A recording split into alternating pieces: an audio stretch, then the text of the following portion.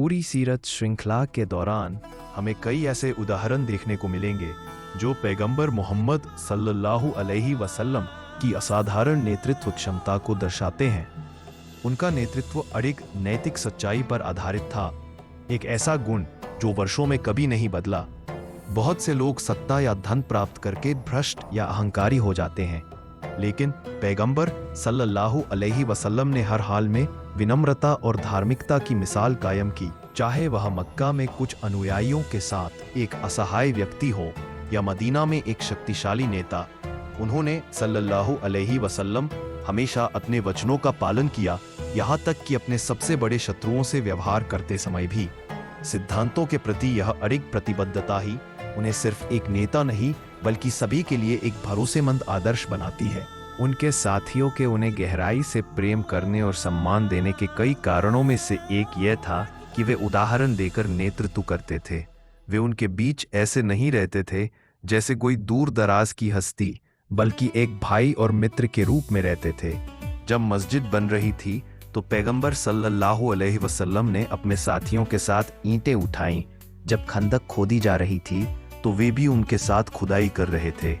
युद्ध के समय वे सबसे आगे की पंक्तियों में खड़े होते थे। भूख के समय वे सबसे अंत में भोजन करते थे। वे उनके सुख दुख में बराबरी से शामिल होते, उनकी शादियों, अंतिम संस्कारों और जीवन के हर पहलू में।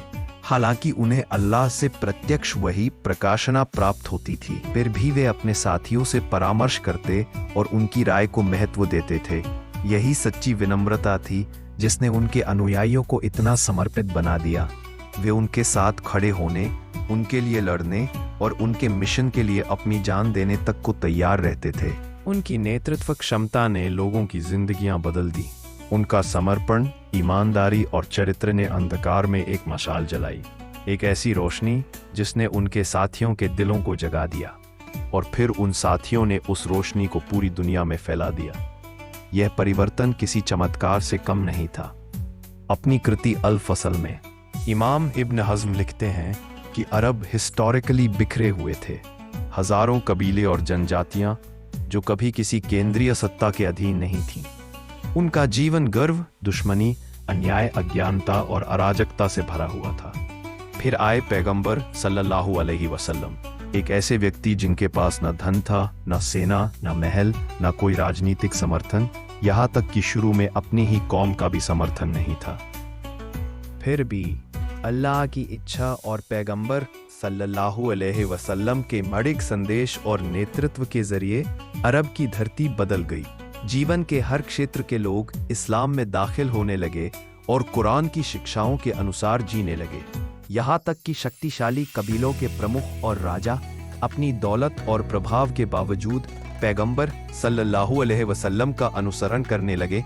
विनम्र अनाथ और चरवाहा जो ना पढ़ सकते थे और ना लिख सकते थे, उनकी मार्गदर्शिता से लड़ते हुए कबीले एकजुट उम्मत बन गए। दिल बदल गए, घमंड विनम्रता में बदल गया, दुश्मनी भाईचारे में, क्रूरता करुणा में, अज्ञानता ज्ञान में और अराजकता न्याय में।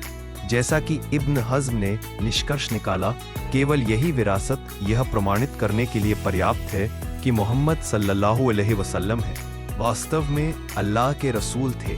अगर यह परिवर्तन ही उनका एकमात्र चमत्कार होता तो भी यह पूर्ण रूप से पर्याप्त होता।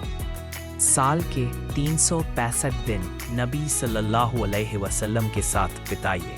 हर दिन एक नया दिन है और आप नबी सल्लल्लाहु अलैहि वसल्लम के बारे में कुछ नया जानने का अवसर प्राप्त करें। कृपया इस संदेश को साझा करें, चैनल को सब्सक्राइब करें, टिप्पणी करें, पसंद करें और सूचना प्राप्त करने के लिए घंटी के आइकन पर क्लिक करें। कृपया अपनी प्रतिक्रिया दें और इसे अपने प्रियजनों के साथ साझा करें। इस संदेश को फैलाएं और अल्लाह की बरकतें प्राप्त करें। धन्यवाद।